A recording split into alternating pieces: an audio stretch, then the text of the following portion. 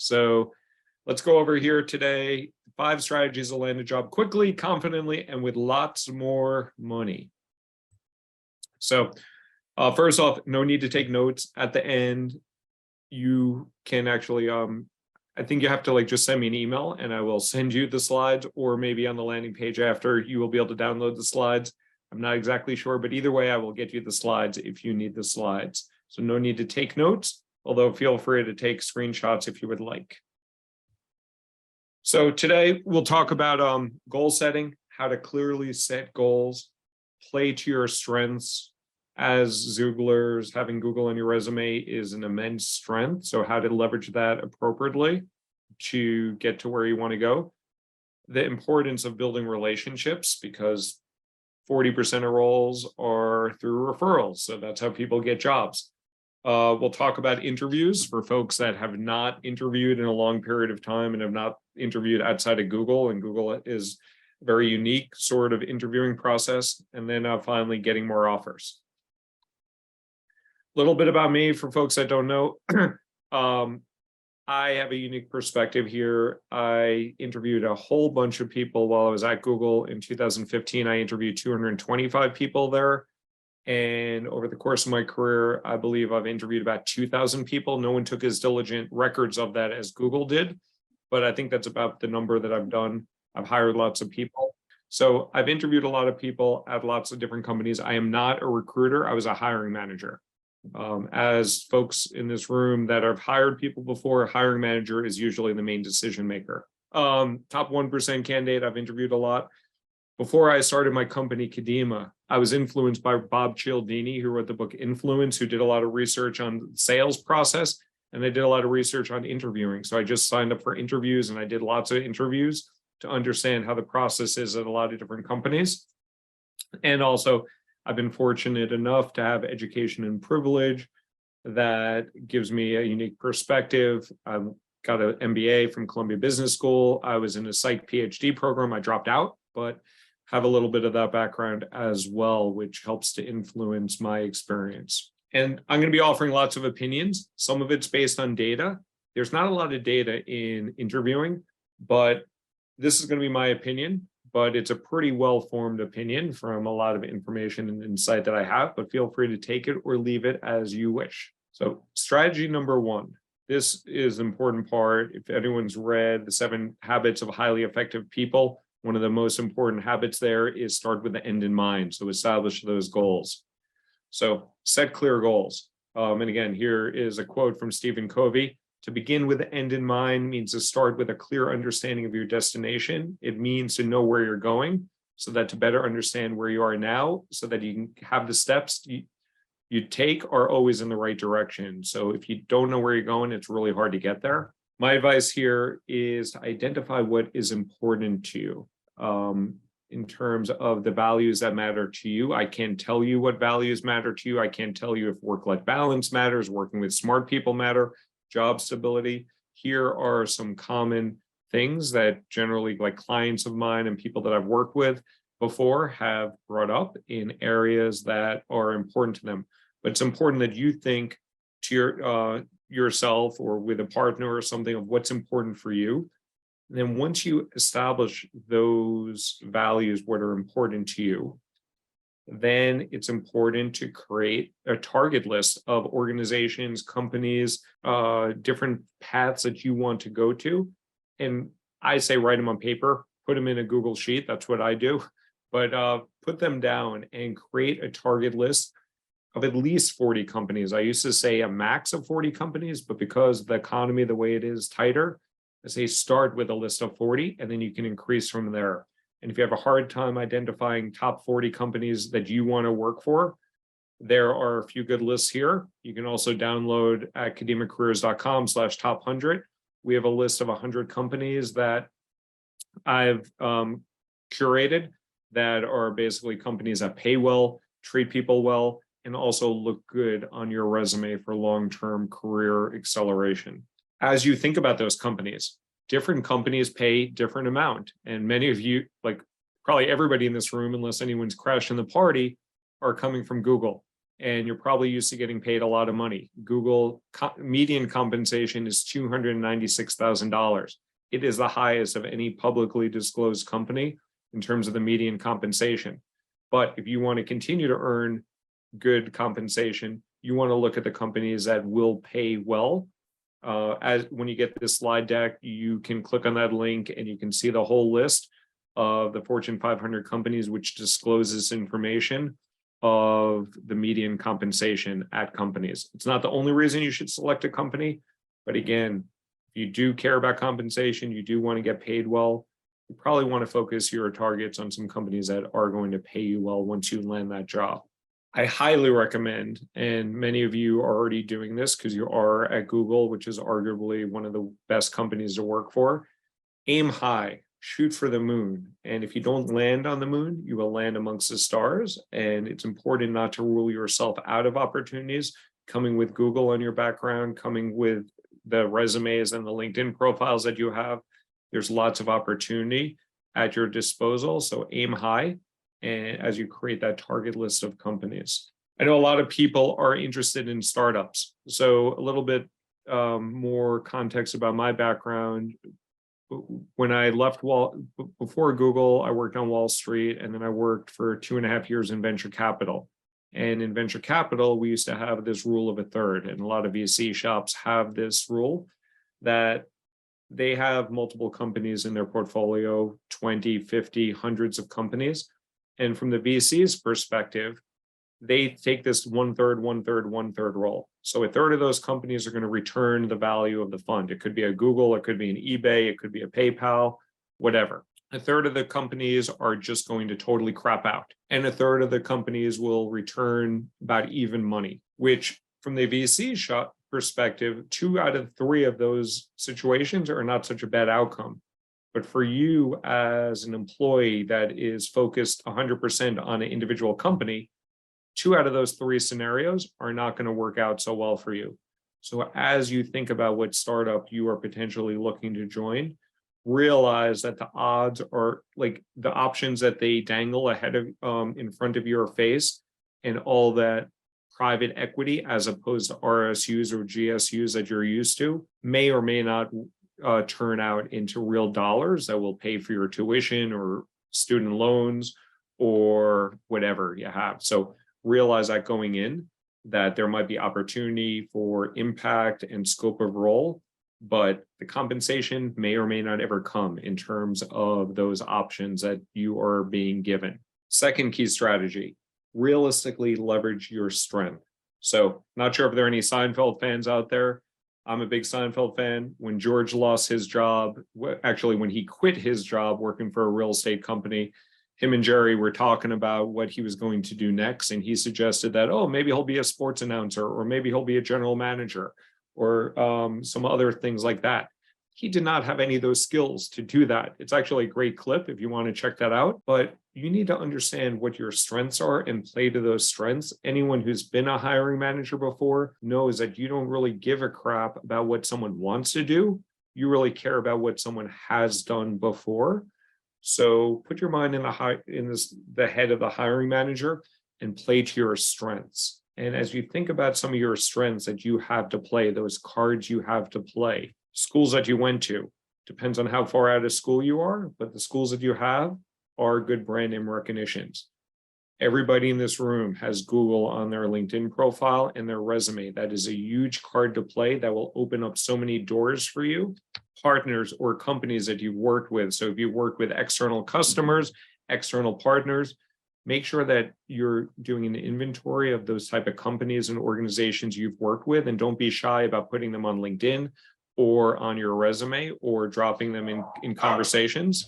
Cross-functional teams you've partnered with. So most of the people here, I believe, are product managers, but if you work with sales or you work with marketing or you work with BD or you work with engineering, those are good assets that you have as well at your disposal. Level of seniority of folks that you're meeting with. If you're meeting with C-level people, either internally or externally, that gives you a lot more emphasis. It gives you a lot more trust and authority, and will yield better opportunities for you. Sectors you've worked in.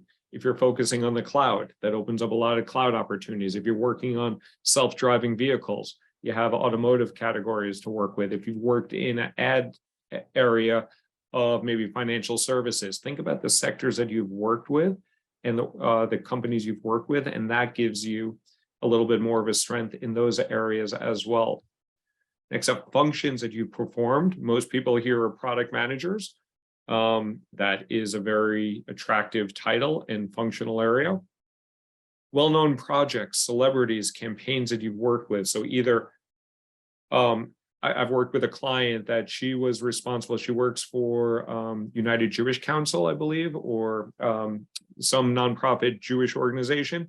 But she was single-handedly responsible for influencing Facebook's decision to take down Holocaust denial across the whole platform. So that gives her a lot of credibility, a great story, and a great impact. When I was at Google, this was something that I worked on, and this story works well for me to get me into doors and to get me more authority. I was working on a Super Bowl ad campaign with YouTube for the masthead, and worked on a Super Bowl ad for Samsung during the 2011 Super Bowl or 2012 Super Bowl. That gives me credibility. I worked with Samsung. I worked on Super Bowl Sunday, and it gives me more authority there. I've worked with another client who was responsible for launching American Express's Small Business Saturday, which a lot of people are familiar with, and that gives you more credibility. That's another strength to play. If you met with big leaders in the world, that is also a great card to play. So strategy number 3, build relationships. And this one is a third strategy, but the most important strategy that's led to my success and client success. So here's an example of how I've used this. I don't know if people are familiar with Adam Grant. He's a big organizational psychologist. He wrote the book Think Again. He's written the book Plan B, written a lot of good books. I wanted to reach out to this guy. I'm very interested in what he does. I reached out to him on LinkedIn.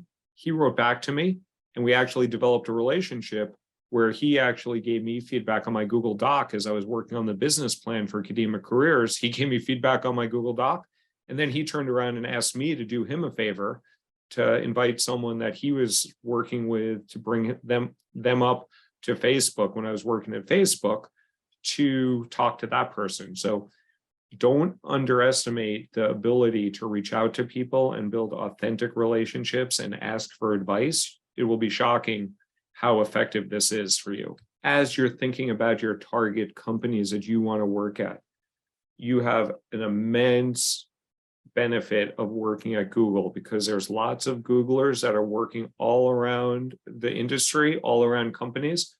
You've also probably, many of you, gone to good schools. So by using that commonality, either working at Google, working at past companies you've worked at, the schools that you've attended, you basically have almost access to any company that you want to start talking to. So I show an example here of, I don't have a lot of connections at Apple. I actually do. I was just showing this for example, but say I wanted to find someone at Apple to talk to. So in LinkedIn, you can do this search. If you go to my network and you go to search and you go to the advanced search, you look at connections, you look at some commonality, either worked at Google or went to Stanford, or in my case, I went to Binghamton undergrad. Any Binghamton people out there? If so, give me a shout out or a thumbs up or something. But anyway, Binghamton's a state school, upstate New York. I was trying to build relationships. I was just showing an exercise here. I looked for people at Binghamton that are now at Apple. So you have that commonality. I found 94 people there. I reached out to this guy, Chintan, and this is what I said here. The beauty of reaching out to people on LinkedIn is when you reach out to connect with somebody, LinkedIn limits the characters to 300. So it forces you to be succinct and to the point. And I sent Chintan this message. And what I highlight here in yellow is use a person's name. Dale Carnegie talks about this, that the sweetest sound that anybody ever hears is their name. When you use their name, they're going to be more apt to respond to you. I also focused on the commonality that we had, in this case, Binghamton. And then I ended with something whimsical, go Bearcats. That was our team mascot. And again, it forces me to be succinct, 142 characters. This guy responded to me. And then after he responded and accepted my connection, then I can start having a conversation with him and with the intent to seek advice, not an intent to seek a job. Informational interviews. If you have not done informational interviews or you're rusty with informational interviews because you've been at Google for so long, informational interviews are essentially conversations that you're having with people, usually 30 minutes in length, where do not ask for a job, but seek advice. The goal of informational interviews are to seek advice, learn about the company, learn about the industry, build more connections and relationships. And again, do not ask for referrals, because when you ask somebody for a referral directly, they will say yes to you about 90 to 100% of the time. And they will only follow up about 25 to 50% of the time. And you don't know if they're going to be that person that's following up and will actually submit you as a referral or not. So through the conversation, you will find people that will say, hey, Jesse, really appreciate you doing the time and spending some time here. Nice knowing your background. If you ever need help getting a job here at Spotify, just let me know. And that is what I call an earned referral rather than an asked referral. And you will get those. Trust me, it works. Key tips for informationals. 1, the priority of how you handle this. First, go for Zoom. I used to say in person. In person's a lot less efficient, and you'll have a lot too many coffees, and you'll get too strung up on caffeine. So if you do it, here's Tootsie as well. So people like to see Tootsie sometimes. So she's just making a guest appearance here. But ideally do Zoom, secondarily in person. And the reason why I say Zoom over in person is because it's more efficient than meeting people and having no-shows. Third is phone. Ideally, don't do it over email and don't do it over text, because the intent is to build relationships. Secondly, ideally 30 minutes in length. Don't do it longer, don't do it shorter. 30 is a good amount. Confirm the meeting 24 hours beforehand. It's very likely that this meeting is going to be more important for you than that person you're meeting with. So make sure that you're confirming that they are going to be there. Fourth, rapport building.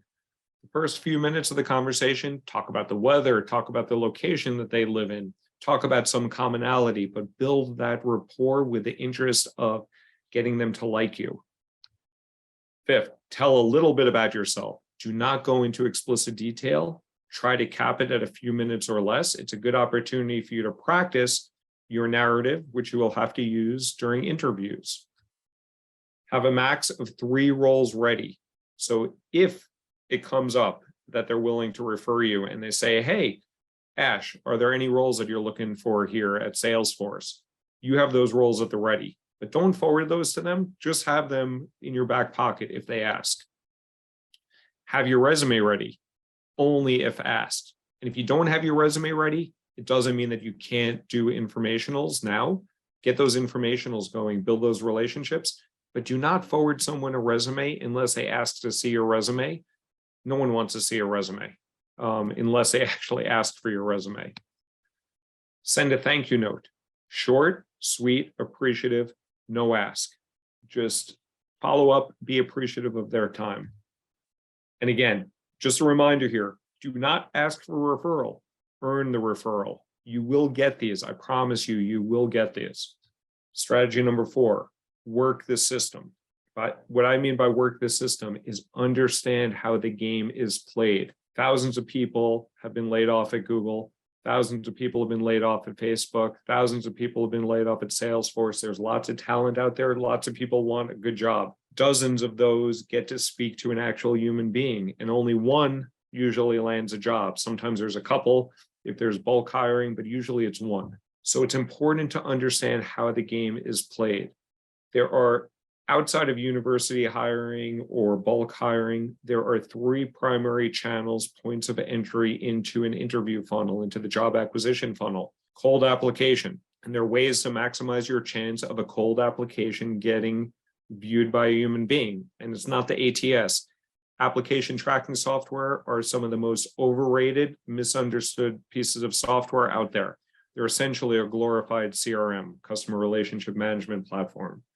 But you want to get you want to apply at the right place, first party job sites, at the right time, when the role is fresh, within a week old, and for the right roles that match what your strengths are. Secondly, you could get recruited. I'm sure lots of you are getting recruited. People are reaching out to you on LinkedIn because you have Google on your resume, and you probably have good universities on your resume, and you probably have good companies before Google, because Google probably hired you because you had good companies on your resume. So some of those are coming through the recruiting channel. Take those opportunities. There's not much you can do to influence that, except make sure that your information is up to date and clear on LinkedIn, so people know that you're looking for a job, that you worked at Google, and you have your education background. Third, the least used channel, but the most effective channel, is the referral channel. So the data shows that only 7% of applicants come in through the referral channel, but 40% of hires come in through the referral channel. It is underused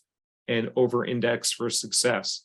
So leverage that referral channel, and that is why the informational interviews are so critical. And just data point on me, I've had 29 jobs. 24 of those have come because someone opened a door on my behalf and said, hey, you should speak to Alan. He seems like a decent guy. It doesn't mean that you won't need to interview for it. At Google, I got in through a referral, but I had to interview 11 rounds before I got my job at Google. So then after those 3 point of entries, you go into this, what I call this job acquisition funnel. This is what the job acquisition funnel looks like. The numbers on the right are essentially the number of people you're competing with. The number on the left are the stages that you're at. So you want to get from the yellow into the mass of resumes and applications to the blue, where you're actually speaking to a human being. Because once you speak to the human being, then you can better influence and control the situation. You can't fully control it, but you can more influence the situation. Once you get talking to a recruiter, usually you're meeting, like the recruiter is looking at about like 20 different candidates that they are assessing to bring through to the hiring manager. And then you get to the loops or the on-sites or the panel, whatever you want to call it. And then there's usually 1 to 3 that are hireable. And if you're fortunate, you are the one that gets that offer, and then the negotiation begins. Strategy 5. Training and tenacity for interviews. So there's 2 sides to interviewing. Interviews are unfair, they're biased, they're inefficient. You will get ghosted, you'll get rejected for jobs that you are fully qualified for. You're probably used to the Google interview process. The Google interview process, while imperfect, is one of the best interview processes out there. Google and Amazon do it the best. Outside of some consulting companies like McKinsey and BCG and Bain, they do it pretty well, and Goldman does a pretty good job. Most companies do a really piss poor job at interviewing, but the interviews are very consistent in terms of what is happening at every stage and what they are looking for at every stage. And here's what they look for. And by the way, these are all real people that I have either interviewed with or worked with. And 4 of the 5 people here are ex-Googlers, so you may know some of them. But the recruiting screen is essentially a 30-minute conversation. And many of you may pass by that if you get in through the referral channel. But if you're a cold application, you typically have the recruiter screen. And it's typically 30 minutes in time where they're talking about the role. They're getting a little understanding of you. And what they're trying to do is assess if you're qualified and worth the hiring manager's time. And they're looking for knockouts. Knockouts could be location. Knockouts could be compensation. Knockouts could be work authorization. You don't want to give them any reason to knock you out. You want to head that off. You want to get as far in this process as you can so that you can be the one to say no. Secondly, you get to the hiring manager. The hiring manager is essentially assessing 2 things. A, do you have the subject matter expertise to fill the needs that hiring manager is looking to fill? And secondly, can they manage you? Because that person's going to be your boss. So that's what they're looking for in that hiring manager screen. And clients I work with typically pass about 80% of the first rounds, 80% of the second round, and then you get to the loops. So if anybody has read the book Moneyball, where they talk about the Oakland A's, Billy Beane did a tremendous job with the Oakland A's to maximize their wins during the regular season, and he got them to the postseason. But once you get to the postseason, there are so many aberrations, small sample set, and things can go wrong for whatever reason. But you do your best, and those loops are very predictable, or on-sites as Google calls them. It's essentially usually behavioral-based interviewing, sometimes case-based interviewing. If you're interviewing for a technical role, there's usually a technical stage to this as well. I don't go into the technical side. I'm assuming that people can pass the technical side because they're playing to their strengths, but their interviews are behavioral-based interview questions. Tell me about a time you had to deliver exceptional results, sales results with minimal resources. And most of you should probably know this. If not, just Google it. You need to answer this with the STAR methodology or the CAR methodology. The STAR methodology is, here's the situation. Here's the task. Here are the actions that I took. And that's where you should spend the meat of the time in the interview question. And R, here are the results. And that's how you answer a behavioral-based interview question. Within each of those stages of interviews, there are essentially 4 phases of almost every interview conversation I've had. And I would say like 95%, because some interviews are just off the wall crazy. But first off, rapport building. The first 5 minutes, usually of an interview, you want someone to like you, talk about the weather, talk about their kids, do research on their LinkedIn profile, bring up commonalities. You want to influence that. The primacy effect is real, so first impressions matter. So you want someone to be positively inclined with you. And let that go on as long as possible. You want that time to actually be eaten up in the interview. Secondly, TMAY, or tell me about yourself or your narrative. You better have that down 3 to 4 minutes. Third, questions for you. The benefit, the positive thing on questions for you is they are very preparable. You look at the job description, you understand a little bit about the company, you can probably anticipate about 80 to 100% of the questions that are going to come your way. Last up are questions from you. So at the end, they always say, okay, that's all the questions I have for you. Luke, what questions do you have for me? And you better have some questions for them. Never say, I don't have any questions. So on the rapport building, refer to items about the individual that are unique, interesting, and aligning with your passions. Do your research. And again, this is another book that I highly recommend. If you have not read this book, pick it up or listen to it. It's a great book. I've been recommended this book so many times in my career. I finally read it or listened to it for the first time last year. It was so well worth it. Talk about kids. People love kids. People love pets. I showed Tootsie there before and I got some smiles on the face from that. People love that crap. Laugh off technical glitches. If you have trouble with Zoom or Google Meet or whatever, it's just going to happen. Listen for signals and lean in on those areas. So if something is going well in the conversation, lean in and continue with that. And the goal is to make them like you. If people like you, they will be more positively inclined. Next up, tell me about yourself. Help the interviewer to understand your experience in a succinct manner. You don't want to go off. You want to be very high level and get them to understand who you are within 3 to 5 minutes and why you're a good fit for the role. If you work with some great companies, which you have, name drop. Don't be too obvious with it. But if you presented to Susan on something or you met with the CEO of, I don't know, like General Motors or something like that. You can drop that in there. That will go far. Mention areas of expertise if it's not clear. Express what brought you to that interview and like align why you're interested in that company and that job. And then I always say finish with something personal or whimsical. So I always end my tell me about yourself of, hey, on a personal note, I live in Brooklyn with my 3 kids, my 2 dogs, my 3 birds, and 1 unbelievably supportive wife. And they usually glam onto something there. Often the birds, which I hate, but they'll talk about the birds if they have birds or dogs or kids, or they like the fact that I'm talking about my wife in a positive light. And I should, she's a great woman. Keep it to 3 minutes. Longer can go up to 5 minutes. Questions for you. So majority of these, the more challenging ones will be behavioral based, but there's a list of questions that you can Google. If you can get the Amazon interview database, look at that because there's 133 behavioral based interview questions on there. If you email me or you reach out to me on LinkedIn, I can get you that if you don't have it. Some might be case based, but but usually they'll be related to the job that you're interviewing for, that you are qualified for. So I find those not to be that hard, but if you are interviewing for case-based interviewing, there's a great book called Case in Point that will help you prepare for that. Understand like why this job, look at the JD, the job description, and make sure that you understand everything that's on there, that you're prepared to answer questions about.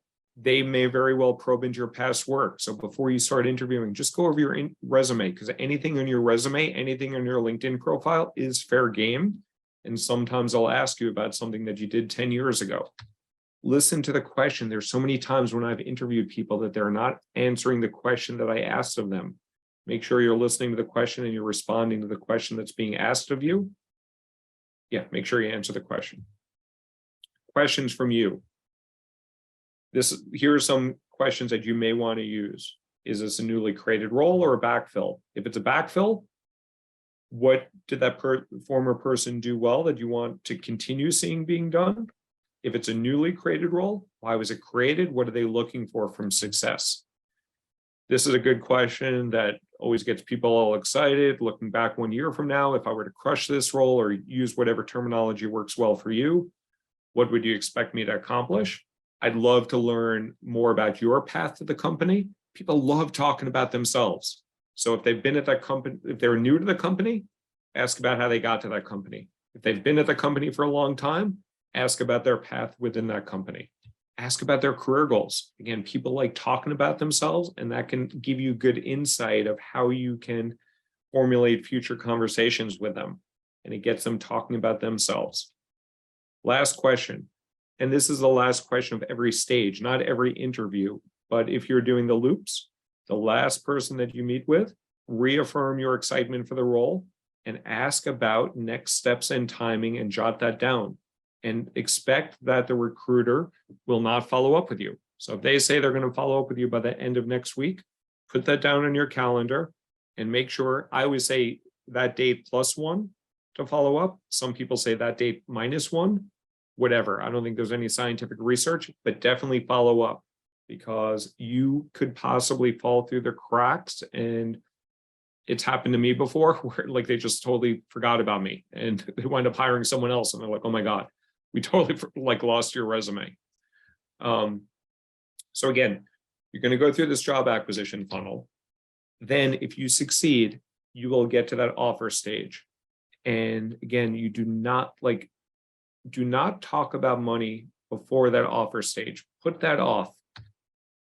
And I'll talk to you a little bit why about that. So as I work with clients, as I think about it myself, my goal is to increase your odds at each one of these stages. So it's kind of like a casino. You can play like the very crappy odds and play at the roulette table, which is fun, but you're going to lose out more often than not.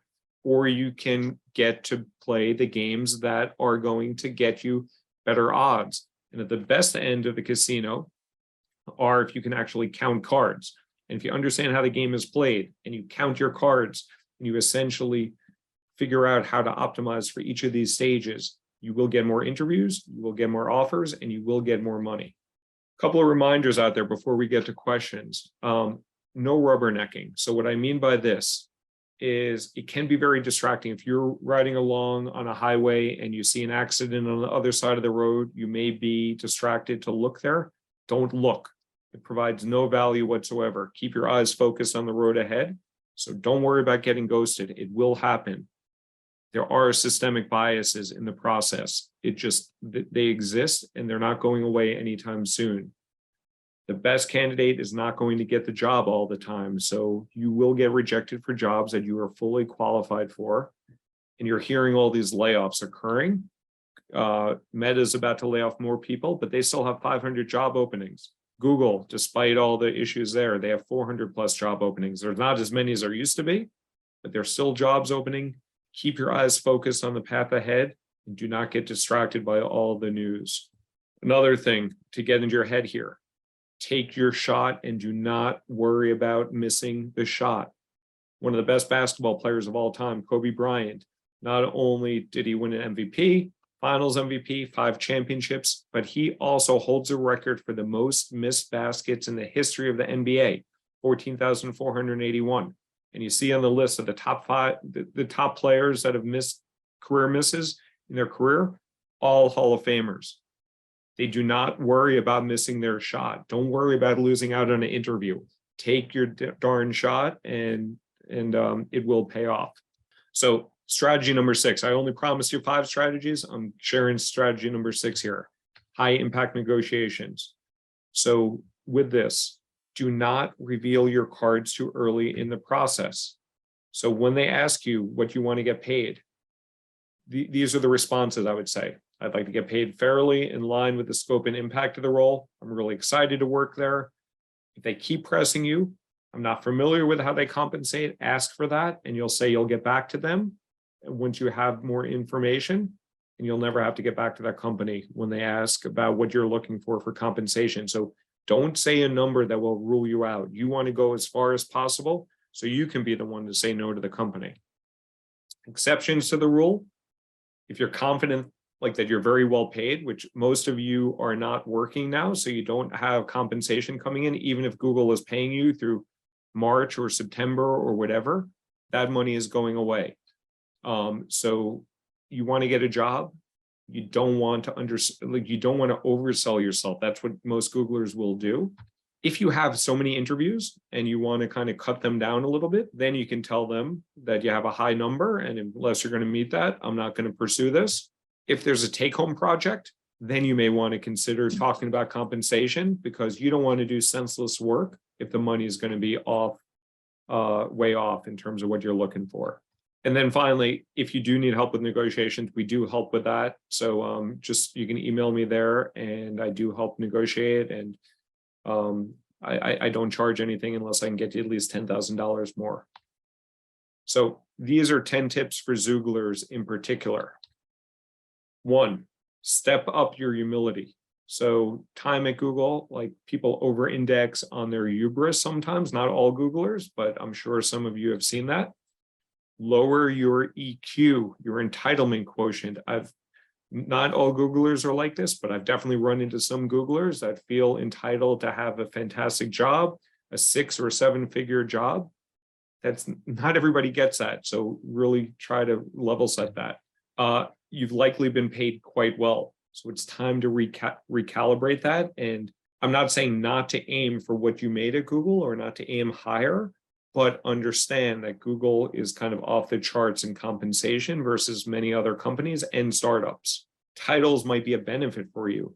So Google deflates titles, other companies inflate titles. So this is an opportunity for you to get a potentially higher title, maybe less compensation, but to, on the same hand, accelerate your career, giving you a higher title. You're an extremely attractive candidate in most cases. So, but in some cases, you're going to scare people off because they're going to be like, oh my God, this person came from Google. We can never afford them. So you want to be cognizant of that. Sometimes, Googlers are generally like, I highly value Googlers. Most companies highly value Googlers, but Googlers are sometimes scary and intimidating for someone. So realize that potential perception that other people may have. You have lots of, let's see, what do I mean by this? Power for start. You have lots of seller power for startups. Use it wisely. So when I went from Google as a level 7, I became VP of operations at this company called Andela, reporting right into the COO. So you have a lot of opportunity to step up in terms of your responsibility. Granted, my compensation was less than half, but the title sounded impressive. And I got a lot of equity, which never panned out. When you join the company, expect a lot less process and a lot less support. You're going to have to do a lot more stuff on your own. And don't rule out the fact that you can always go back to Google. Don't shut that door behind you. Even if you have a bitter taste of how things went down, Google is still a pretty damn good company. I've worked for 21 companies and Google is still top of my list. And last tip, the Xoogler network is immensely valuable. When you land somewhere, don't forget to give back to it as well. The Xoogler network has done me well. It's an immensely valuable resource. So just going to talk a little bit about how Kadima helps and how if folks want some support, happy to help you.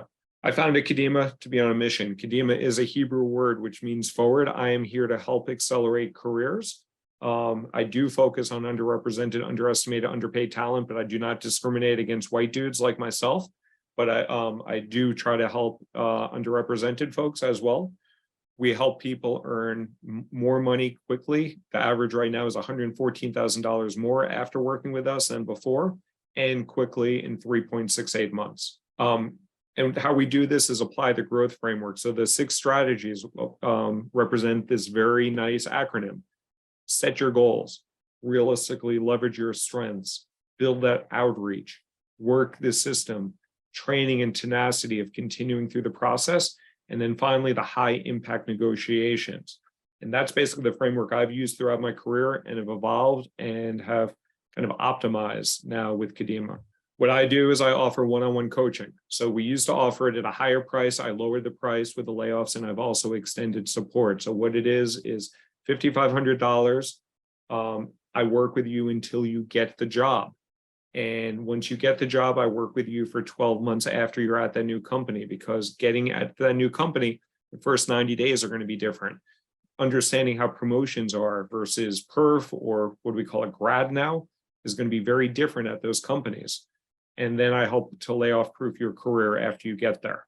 People that work best with Kadima are resilient, have a growth mindset, follow instructions. So I give clear framework, but you need to follow it.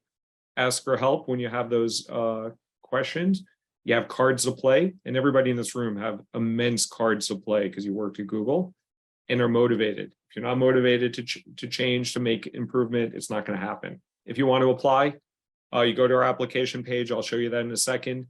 I get back to you within 2 days, and I'll let you know if you're a good fit or not. I only accept about 40 to 50% of people. If I can't help you, I'll tell you why, and I'll give you other recommendations. And then I'll leave this on the screen now, and I'll go to the Q&A. So you will be able to, I think, download the slides if you go here. If not, you can email me. And for Xooglers, I'm also giving $500 off the KCAP program, the Kadima Career Accelerator program. So when you fill out the application, there's an offer code section there. Just type in Xoogler, and then I will know, and you will get the $500 off.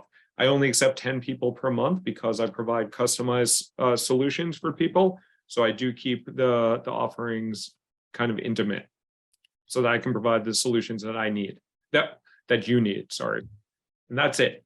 So with that, I am going to go to the Q&A, and I think a lot of people put stuff in chat, and my fantastic colleague, Alyssa, has put these in a Google Doc. So I'm going to read from those first. And let me see actually if I can stay a little bit over. I can stay a little bit over. So I will go through some of these questions. I'll read them out and I shall respond to you. So let me answer the first one. And if people put their name in, I'm going to say their name if that's cool. If people anonymize it, I will not say their name because I don't know it. Josh asks, are we allowed to name drop any data on what I achieved? I was in sales development, so based on Google's NDA, I've been cautious, not sure what I can share. Any advice on that? So I would be cautious what you put on LinkedIn. I'd be a little less cautious on what you're putting on your resume. But in the interviews, you can share that information unless it's something super top secret and then you can allude to it. But for the most part, you can share that information. I know Google said that you signed an NDA. How are they going to figure that out? So I'm not saying to blatantly lie, but if you grew revenue by $220 million for your sector, you can say that. First off, there's no way that they can actually pressure test it and find out one way or the other. I'm not saying to lie, but you can definitely embellish, and I've seen people embellish. So yes, don't put it on LinkedIn. You can put it on your resume, but be careful of who's seeing your resume, and you can most definitely talk about it. Maybe not everyone would agree with that, but I've seen that happen in experience, and I have not seen any ill issues occur. Catherine asks, what advice do you have for shooting for the moon versus higher chances of getting a job sooner through warm contacts, but may not be as senior as desired, especially since I feel like you only get to leave Google once? So great question. I always evaluate the equation like this. There is no perfect job. There is no dream job. There's always a better job. So you need to evaluate your current situation versus what the next opportunity is. And you can take another job. And if that job is not as good as another job that comes in a week later, you can always leave. You are employed at will. Most likely the next contract you sign will be the same one as Google, which allowed them to fire your ass. You are employed at will. So that means that you can leave at any time for any reason. They can fire you for any time and any reason. So do what's best for you. So if that next opportunity gets food on your table, cash flow going, take that, and you can continue to look. That's my advice. DJ says +1. And Catherine's question, I missed the +1s. That was something unique to Google. Given how terrible the macro looks and shooting for the moon might not be too realistic, but the flip side is I fear I might be stooping too low with regard to pursuing potential opportunities. And actually going back to Catherine's point of only leaving Google once, bullshit. You always have Google on your resume. I still play that card all the time. And I've left there in 2016 and I've been in multiple places since. You always have that card to play. It might be a little bit stronger card right now, but you're also in a down economy. So it might balance off. You always have that Google card to play. It's like if you got your degree at Harvard or Yale or Stanford or whatever school, you always have that degree. You always have that card to play. So in answer to DJ, you should shoot for the stars, but if you find something, you should shoot for the moon. And if you find something amongst the stars, you take that. And you can always move on to something better. So Luke asks, another question for the end. Alan mentioned that talking about kids can help build rapport, but I've seen research that this can backfire for women who are stereotyped as not being career-oriented if they mention kids. Any thoughts on how to counteract this stereotype? Great point, Luke. I would not talk about kids unless I think saying that you have kids is not going to hurt you. I think talking about kids too much could hurt you, but play off the interviewer. If the interviewer has their kids coming in their office through the interview, you can talk more about kids. If they're talking about kid-centric stuff, family-centric stuff, you can lean into that. If they're not, assume that it might hurt you. Even though if kids and family are important to you, which they are to me, you don't need to talk about any of that stuff until you get the offer. And then you can bring up that of saying, hey, is this opportunity going to give me the opportunity? Is this role going to give me the opportunity to take my kids to school on Wednesdays when I need to, and to coach my daughter's Little League team? You can ask that after you get the offer. Do not let that rule you out ahead of time. So use the kids if it works. If you're talking to someone that has no kids and hates kids or doesn't have any indication that they like kids, you don't have to use a kid card. Exploit your kids to the value that they provide you. They sure as enough cost you enough. I don't know about you. My kids cost me a fortune. I have 3 of them. They cost me a lot. So any value I get out of them, I'm going to get value out of them. And one of my kids has actually wrote a Python script for me to track the jobs, the job trends. So I have 2 17-year-olds and a 14-year-old. So yes, get some value out of your kids because they're expensive. But if it's not going to be valuable for you, don't use your kids. Again, if someone doesn't like dogs, don't bring your dog on your lap. Ash asks, and if you don't know if they like kids or don't like dogs, again, by saying, I intentionally say it at the end of, I have 3 kids, 2 dogs, 3 birds, 1 wife. If they don't bite on any of that, I don't dig further. But if they bite on any of that, then sure, you can go further on that. Ash asks, if most companies rely on softer behavioral interviews, differentiating yourself from other candidates might be challenging. What can we do to stand out in interview loops aside from being disciplined about star structure?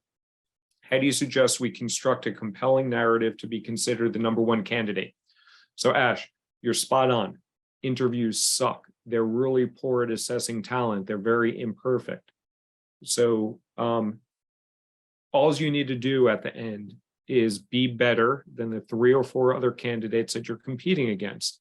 You don't know who you're competing against. That information is often not readily available. So you just need to do the best that you can bring your A game and see where it takes you. But that's why you need to get into those finals often, because you don't know if you're going up with someone who has 5 more years of experience than you, more responsibility. They could be in some underrepresented group that company is trying to hire for. It could be any, like, I know someone that used to be on my interview panel. She's no longer on my interview panel, who used to get really upset, and it was a pet peeve of hers for people that use synergy, the word synergy, because she thought it was all bullshit. I disagree with her, but she used to eliminate someone if they use the word synergy too often. And that's why people got eliminated from the job. I used to eliminate people from job opportunity if they didn't send me a thank you note. Then I realized that only 10% of people send me a thank you note. So I threw that rule out. But you are going to get rejected for a whole lot of reasons. The best that you can do is prepare and bring your A game, cast a wide net, put lots of irons in the fire and see which one catches. Kelly asks, how much do you charge for your services? Are there different packages? So my most popular package, which is probably most designed for Googlers, is $5,500 until you get a job. I work with you until you get a job, one-on-one coaching. There's group coaching, there's a digital course and unlimited email support and negotiation support. Then once you get the job, I work with you for a year after that at $500 a month and make sure that you hit the ground running in the first 90 days, understand the promotion process so that you're set up for success, and then layoff proof your career, because this is likely not the only time you're going to get laid off in your career. I've been laid off 5 times in my career. Not that I'm boasting. Some of those I precipitated myself by poking the bear, but this likely will not be the last time you get laid off in your career. So I charge $5,500 for that, although for Xoogler's $500 off. And I do offer a group coaching option for $1,000. And I do offer a digital online course alone for $600. So those are the 3 different packages. You can go to kademacareers.com/solutions and check those out. Kelly asks, how should we handle scenarios where future employers try to down level us or lowball us due to the layoff? Do not worry about that till the end. You want to get till the end. Don't worry about what their title they're calling you. Do not worry about what opportunity they're offering you. When I got that VP of operations at Andela after leaving Google, they were talking about director of operations, but I impressed them throughout the process and it got re-leveled up to VP of operations. So don't worry about that till you get the offer. And then when you get the offer, make a binary decision of, does this offer exceed what my current situation is? And you decide like that. You do not need to stay there forever. But is that situation better than my BATNA, my best alternative to a negotiated agreement? And that's a great book too. If you've never read Getting to Yes, there's 3 great books on negotiation. Getting to Yes, which is a famous book. Well, they're all famous. Getting More by Stuart Diamond. If you haven't read, like Stuart Diamond has been a coach at Google, great professor from Wharton, and Chris Voss wrote a book, Never Split the Difference. But essentially, you be the one to say no at the end. Ash asks, how would you suggest we adapt our approach to recruiting in this tougher market? Are there specific things we should do, change goals, or stages of the process we should focus on? Networking. Yes, focus on networking, focus on outreach. Like the one thing you should do most. Build relationships. 24 out of my 29 jobs came through someone opening a door on my behalf. 40% of jobs are hired through referrals. Build those relationships. That's number 1. Secondly, specific things you should do. I would say be more proactive. You have the benefit of having Google on your resume. A lot of people out there do not have the benefit of having Google on your resume. You have done amazing things. You have worked on huge problems. You are a very attractive candidate. So use that, leverage your strengths, and build relationships. I generally work with my clients and I tell them 40, 30, 20, 10, 5. have 40 target companies, 30 outreaches per week, 20 star stories. So develop those situation, task, action, result that you can use for every interview. 10 applications. Get applications out there, ideally on first-party job sites, ideally fresh roles, ideally roles that are well fit for you. And then five informationals per week. And hell, I did 23. When I lost my job at Google, there were weeks where I did 23 informational interviews in a week. I was doing most of them in person. I was so strung up on caffeine and Starbucks, it was ridiculous. So build those relationships. So there's a lot more in the chat here, and we're a little bit over time, but I'll stay for, let me see if there's other questions in the chat. And Alyssa, no more need for you to put in the Google Doc. I will just look through the chat. Peter asks, given that we won't know the term of an offer until the end, how do you recommend aligning multiple offers at the same time so we can weigh them against each other? You can't do that.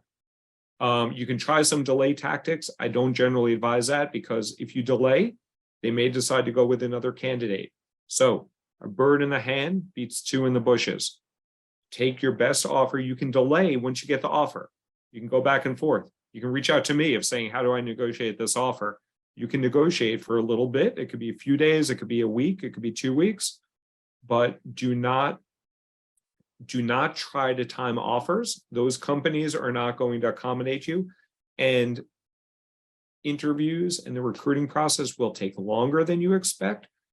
And it will not match the timing that you want. They work to the company's demands, not to your demands. So you take the best thing on the table, and then if something else comes on, even if you already accepted the offer and you signed the offer, unless there is some thing in there that says that you are not employed at will and you're an indentured servant, you can leave.